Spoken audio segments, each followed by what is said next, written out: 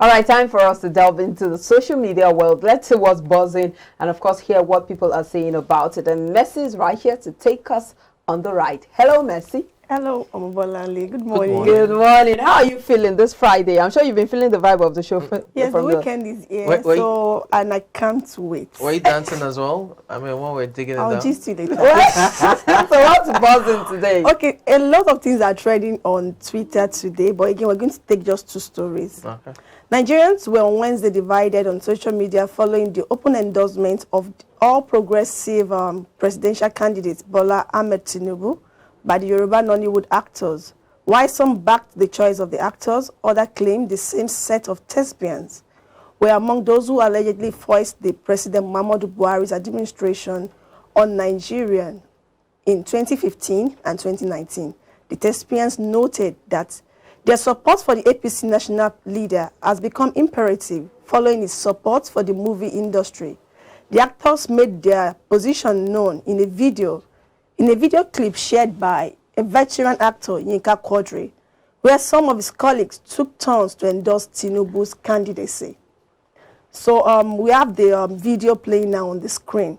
Bola and Samson, this is not the first time actors, this is not the first time music artists, celebrities will come and endorse political candidates. Yes, and it's been reoccurring. We had the same, the previous election. They came, they told us a lot of things about President Muhammadu Buhari, and of course, we know what we're experiencing now. So how do you see this? Well, I think we should understand that the same freedom others have to choose, whoever they deem is either competent or popular or better than the rest, than the lots, is the same freedom they have as well to choose their candidates. Now, I understand where the grievance of some, comes from when they talk about, oh, these are the same set of leaders who have put us in this situation that we find ourselves in as a people and as a nation. I get all of that, but the same freedom you have to pick, for example, Omobolanle as your presidential candidate is the same freedom I have to pick Messi as my presidential candidate. So for all of the talks or the divides along political lines and parties and candidates in terms of who should be better, we should support, we should also understand that these people, the thespians in quote, have their own choice to, have their freedom to make the choice. Now, the choice they've made may not be popular with a certain section of the masses, especially the youths, but you can't deny them that right. I understand the place of, same of the same old guards, we need new blood, fresh ideas and all, but let's not find ourselves divided along those political lines. The same way Timi Dakolo was also, stigmatized for performing at Atiku's declaration early this year, I think February, March. Again, all of these things happen. The same way you think you can support maybe a Peter Obi or a Mogalu is the same way a Timi Dakolo can decide, I want to support an Atiku. It doesn't change anything. And remember then we said that his performance at that event may not necessarily even be as a result of supporting the candidacy. He may just be there to do his job, that as a performing artist, we've paid you to come and perform, and it takes it up. But now, that's I understand, quite different from this. I understand. I'm just saying. Now, I understand the place of a moral duty that, morally, you should expect something better for the nation, and then you should make a choice that would reflect that. Samson, like they said, one of the reasons why they are endorsing Bola Ahmed Tinubu is because of his support for the movie industry. So I understand, maybe he has helped them one way or the other, but again, is it an ideal presidential candidate for the upcoming election? And that is one. And again, celebrities, they have a way of setting agenda in the society. People look up to them. So if, as a celebrity, if you come and say, okay, this candidate should be our preferred candidate, a lot of people will follow that path. So with the current situation in the country now, with what we are experiencing with this administration, do you think it is advisable to still go for the APC presidential candidates? Everyone has a choice. They have to, judge based on their conscience. Again, you said that their support is coming as a result of what he has done for them. And it's on that basis. That was what they said. Yeah, that's what I'm saying. That's the basis upon which, their support for him is founded.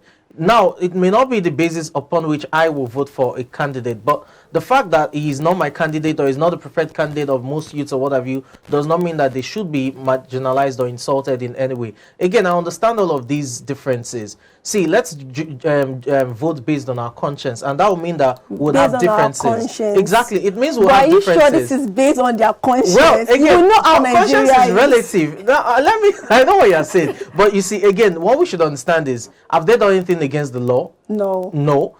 The same way they've supported, you've had people call themselves obedient and they're supporting their candidate. It's fine. We should not divide ourselves along these lines. We've been divided across ethnicity and religious lines already. We shouldn't get, divided along political lines. Because again, it's becoming a Yoruba thing, Igbo thing. It's ridiculous, really. The whole situation is absolutely not wrong, as Samson said, because if you look at the fact that everyone is entitled to who they want to support or who they want to vote for, but we have to look at the fact that these celebrities are role models, in quote, for some people, and they set the agenda, as you said. They influence opinions, how people vote, how people make decisions. And for a country like Nigeria, where you know that the tension is high, the whole atmosphere is tense because of the fact that a lot of people have expressed their grievances in terms of having to recycle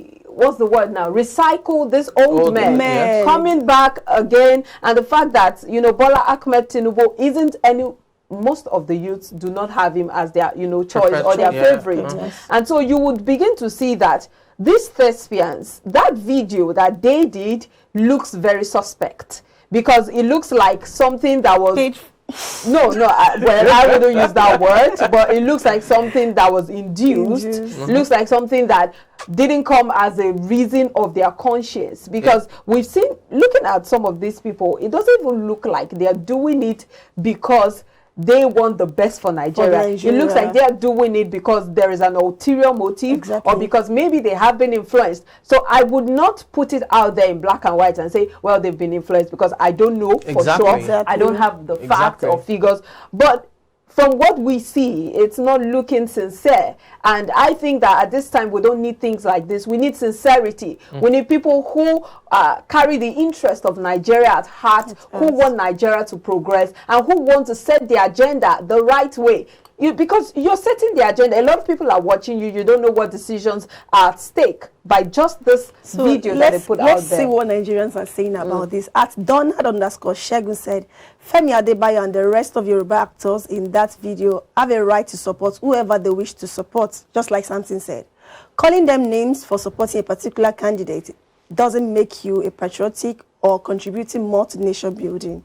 Then at Nathan_John said, poverty is terrible, but worse than poverty in Nigeria is the fear of poverty, which has turned a whole generation of academics, artists, and professionals into crass hustler, class torn of all decency, discernible values or shame, their thoughts and ideas driven solely by the hustle. So this person is saying it's part of the hustle. Is a satirist, is a writer. Then at Miss Only Woman, I just smile when I see young people supporting Tinubu, thinking they will partake to share the national cake. Don't worry. If by mistake Tinubu wins this election, now still people like Femi Adebayo, Jide Kosoko, they go enjoy you'll be left with ASU strike and high inflation. Then at Yinkology said, no be so they endorse PMB when the economy is down. They were nowhere to be found. Alatenuje Group, what has been their contribution towards economy since the economy went down in the country? Samson and Margaret. Well, I'm so sorry. Well, again, as I said, I don't have issues with who endorsed who or what have you. Again, all of these things will happen. We've said it several times that as much as we're against vote buying, we cannot deny the fact that it's part of our socio-political reality, period. It's a given right now. It's a status quo that needs to change. But before we get to that place we desire to be, let's engage Nigeria where it says vote buying occurs. Now, this is not vote buying, but in terms of political and endorsements and all, you cannot deny the fact that sometimes there's monetary inducement involved. I've not said this is. I'm just saying there's the possibility that it could be. Again, I just hope that we're not divided along political lines at this time. Oh, we've been divided along ethnic lines and religious lines for too long as a people and as a nation. The last thing we want now is to see, oh, you are an obedient, I'm an articulate, you are a Tinubu or a Shiwaju, and then we now begin to hold some resentment, or we begin to backbite, and that's the last thing we need. So as much as, yes, you may not be pleased with the decision of certain people in terms of their political, affiliations, let's respect it. It's the place of tolerance in trying to ensure that we get to where we should be as a people, which is a more united nation and a more united people. Okay, let's take the other story. Former Ekiti State Governor Ayodele Fayose has demanded that Southerners must succeed President Muhammadu Buhari in 2023. President Muhammadu Buhari in 2023, he wrote, "The PDP constitution provides for a rotational presidency.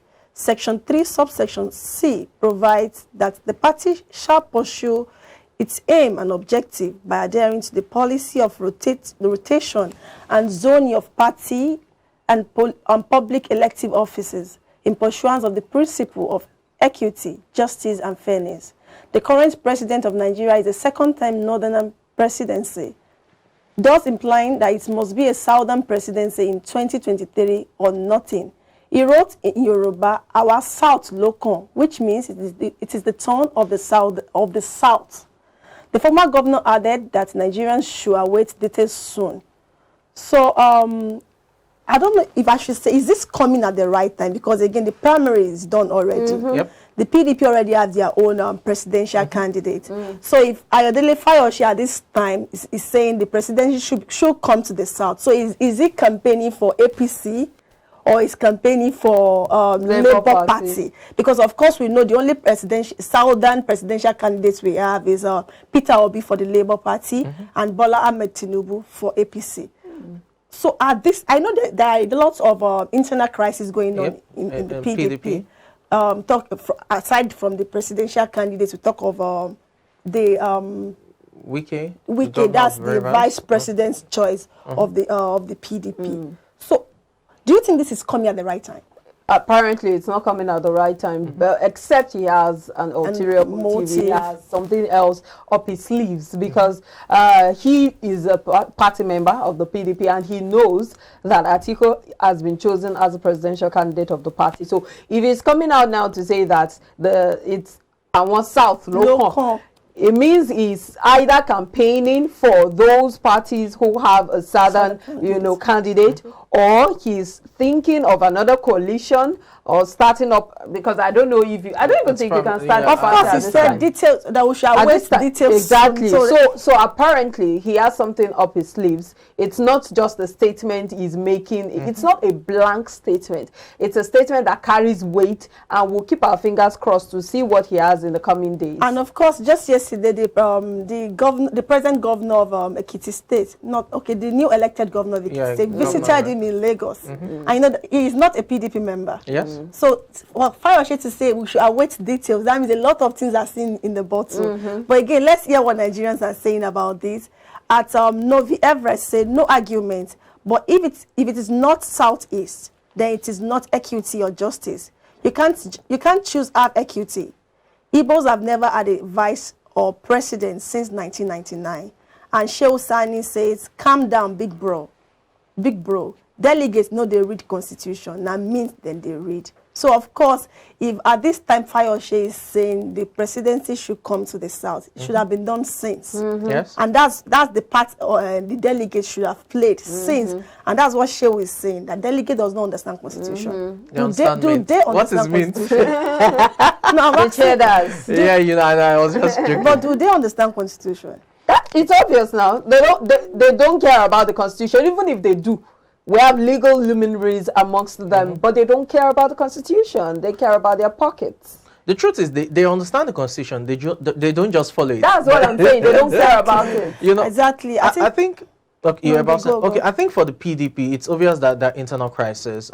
Yes, Wike lost, and it was a bitter battle. Talking about the presidential primaries, there were talks that Wike's camp, was fighting for the VP slot he lost that to Okowa as well, and which was, you know, a bit strange for several of them because they felt Wike had more clout and political influence even within the South region where Okowa is from, how much more the entire southern region. So those grievances have not been resolved. They're still there, and you know, you have others who are also bearing, you know, a bit of grievance concerning articles emergence. Someone like Farashe is not just speaking. He's been speaking even before then. When the whole Northern consensus candidate came up, where you had the Saraki, Ayatuddin, Aminu Tambuwal and all, you know, canvassing the country, Ayodele Farashe has been speaking up against it, that it's the time of the South and all. So we do not know what will happen. Concerning the possibility of maybe campaigning for the Labour Party, Peter Obi, or the APC in terms of Bola Ahmed Tinubu, you should understand that Ayodele Farashe is a pure party person.